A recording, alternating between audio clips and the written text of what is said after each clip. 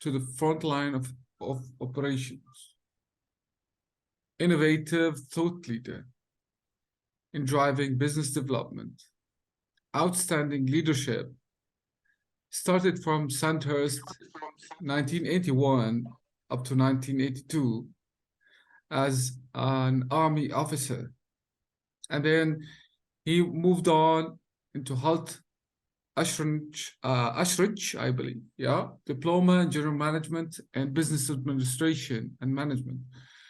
That was 1995, and the story goes on. So I better leave the mic to Simon to tell us more. Ladies and gentlemen, this is Monday Talks. My name is Daniel Tokop. Join me this time to meet a great mind, Simon Lewis. Good morning, Simon. Good morning, Daniel. How are you? I'm great. Super excited to have you on board because I enjoyed a lot when I was talking to you the other day, and the story was super exciting. So thank you very much for being my guest today.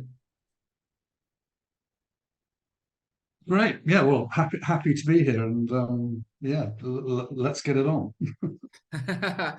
Great.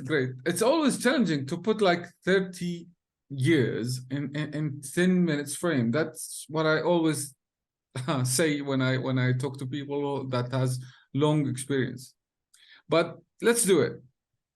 So let's start by saying who's Simon, as I always ask. Well, Simon Lewis. I've have a family here in Dubai, and I've been living in Dubai for about 30 years. Have three sons, and before we came to Dubai, I was in the UK recession. Not many people know about that, but that was in 1990 for 2 years, struggling, and that was after I'd left the military, having served around about 9 years there, having a regular commission, but I left because of injury. And it's been a roller coaster journey, like everybody has in their life. But it's been wonderful to meet such interesting people, both in business and in pleasure. You know, that's creating a friendship, and the wisdom that you learn from those people is just fascinating. It's so humble of you, just like describing it as simple as that. It's like a lot is there. Okay, coming from military background, how did that affect your life, your decision, your way of life? I think one of the biggest learning points is the change from being in an environment where everybody is working, towards the common goal, or whatever that might be, the mission in hand for the day, or getting people fit to operate, to doing a big parade, and then coming into business where my first experience was working for a very small team, and I quickly found out that it was 180 degrees to where I was, because they were sort of what's in it for them. And that was an anathema to me, because if we're all wearing the same sort of cap badge and we're all in the same business, we should all be working together to achieve success.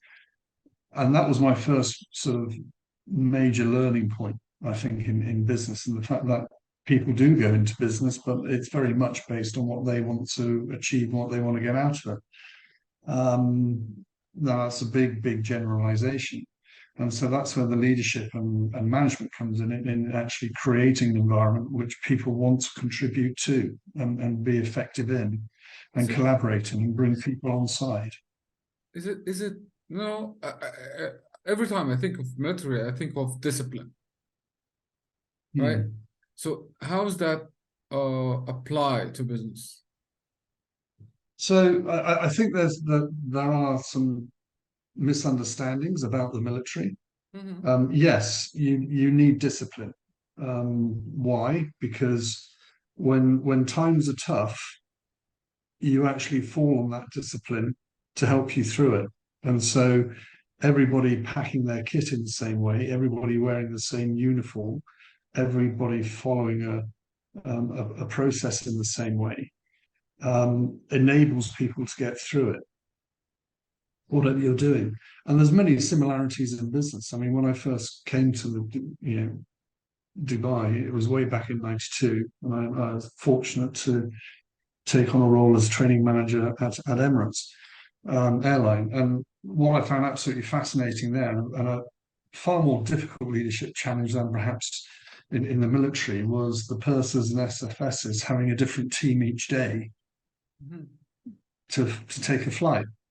And so, how do they motivate sort of 10 or 11 people in a crew as it was then to deliver a fantastic service? And they do that day in, day out, all the time. And what I quickly established was that they had very similar circumstances to that of a soldier. They all wore the same uniform. They all followed the same procedures, both in service and safety. And it really got down to how do they deliver it? And that was down to the leader, making that person feel very special, that crew member feel very special, that they're actually going to contribute to a great operation for the day, which was, moving 270, 300 passengers safely from A to B and delivering a fantastic service in the process. So I beg your pardon for jumping from one subject to another because I want to really use the 10 minutes wisely, and we can talk about a lot of things here, but I want to know about if you can tell us about one moment in your life, long with like starting with aviation, with military, ending up being an advisor. One moment in your life, where do you want to or love to go back to in time and live it again, change it, or leave it as is, and why that moment? Oh, wow. um, I think, there are so many, but I think the one that most probably crafted my future, Which is, um, which as a young man at the age of sort of 18, um, was most probably being accepted into the Royal Military Academy Sandhurst, because it was something I'd sort of thought by the age of 16, yeah, I want to go and join the military. Um, and I had sort of been away on visits to various regiments and that sort of thing, and been away on an assessment course where they looked at my sort of capability. and you And want to leave it as is, or you want to change something there? well, sorry, say that question again. I mean, would you like to live it again as is, or would you like to change something about it? No, I don't think I'd like to change it. I mean, the euphoria, because when you go and apply to be an officer in the British Army, you actually go away and, and complete 3 days worth of assessments at a small place in UK called Westbury in the west of England. And you arrive on a Monday and you leave on a Wednesday. And the final brief on the Wednesday is that you will get a little brown envelope on Friday morning in the post, as it was then, confirming whether you passed or not. And I can remember my mother, God bless her, bringing up this envelope to my bedroom, because we used to get the post on about sort of 6 or 7 in the morning in those days. And it had, Her Majesty's service on it. And you opened up the envelope and it said, you've been accepted into Sandhurst, and you know, arrive on the 9th of September, I think it was, way back when. Wow. Yeah. And that's when, I suddenly realized, wow, I've now got a job. I've now got a career ahead of me. And it was all, I had friends which were waiting for their A-level results, and my levels results didn't really matter. I had a job to go to. And it was at a pretty special place. And I think, experiencing that early success in life is important, just as young people today go through. But the pressures on young people today are far greater, I think, than what we were experiencing then. But learning how to enjoy that success was important as well. Here comes a question out of nowhere. What does leadership mean to Salmon? Oh wow, that's a massive question. I kept it for the Um, last.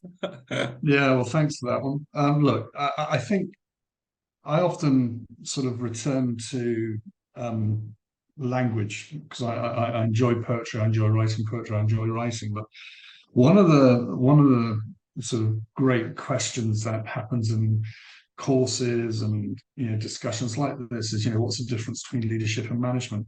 And I I, I think if you just go to the dictionary and look up the word to lead and the word to manage. To lead is to take forward, to move people forward, if you wish. To manage is to handle.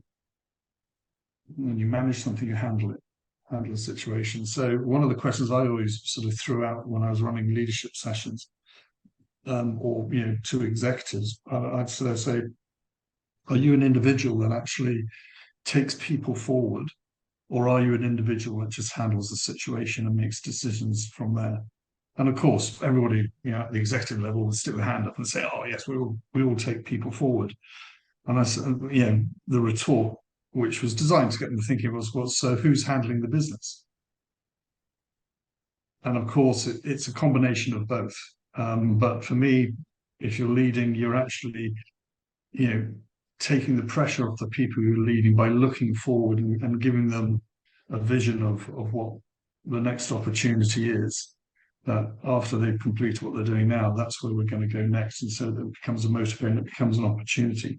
And in that process, of course, you're giving them their opportunity to shine by um, delegating, allocating opportunities where they can, bring their skill set to the situation. Because the one thing I've certainly learned, you can't do everything, and getting good people around you that can help you is important. And how do you know which people to get around you? Well, you've actually got to take a step back, have a look at the situation, say, who do I really need to make this a success? Not just, for me and for the business I'm leading, but for them as well. Interesting.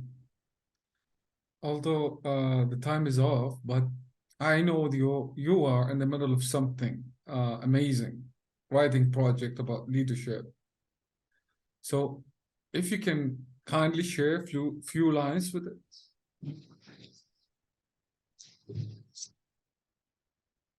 I think I've lost you. Yeah, I was saying, Oh, there you go. yeah, I was saying, I know we are out of time already, but the other day I listened to you writing something amazing. You're writing a project that is about leadership, and if you can share a few lines with us, would be great.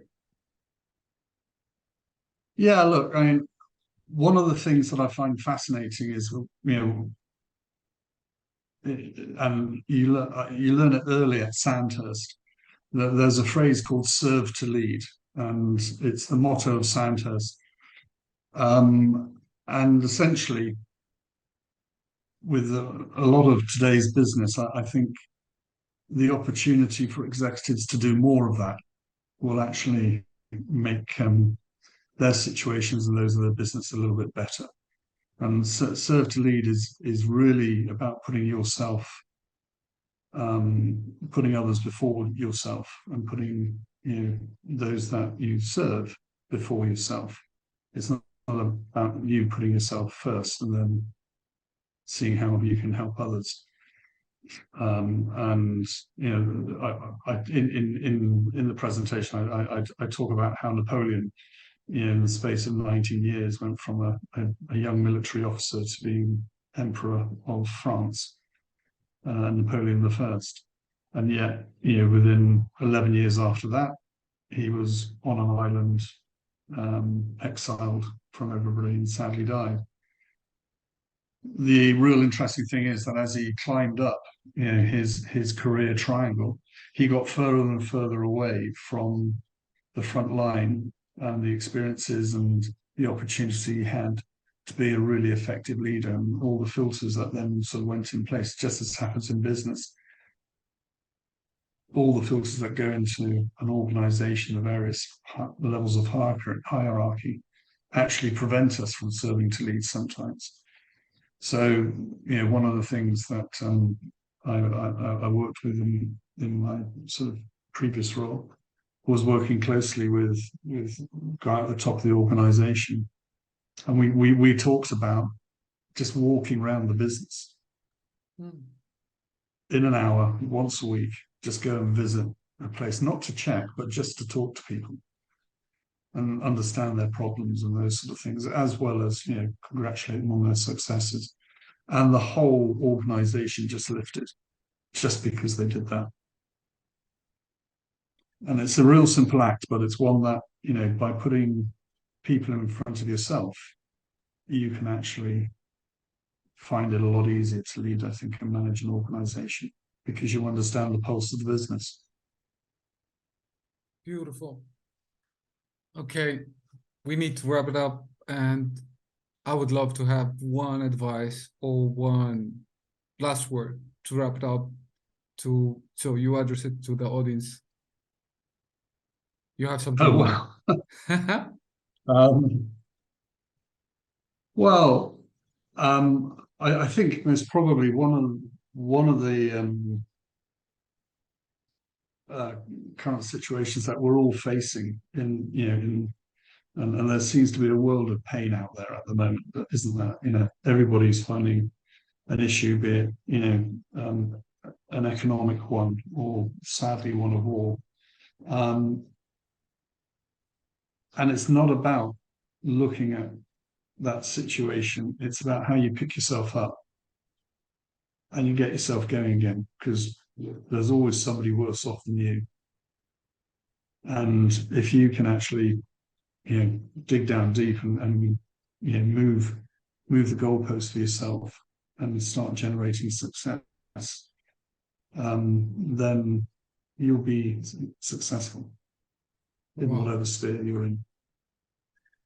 Well, I know it's like unfair to have you in this very short time window to share all that knowledge, but I would love to have you again once you finish that writing thing you're doing, because you're doing a very nice job there, and I would love to know more and share when it's done. So I get your promise on that. Yeah, yeah. Happily come back, Daniel. No problems. Amazing. So, Look forward people, to it. that was Simon Lewis with Daniel Tokat on Monday Talks. Lovely to have you, Simon. And it's always a pleasure. And I would love to welcome you again and again, because I enjoy the stories that you have just shared. And we are all here to learn from each other. And I'm sure that we have a lot to learn from you. Thank you very much again, Simon, and Thank you. everybody else. Thank you. Thank you for taking this episode and watching it till the end. And I would love you to subscribe to the channel and to listen more and see more of those successful stories. Great minds, great stories. Lovely to see you. Bye-bye.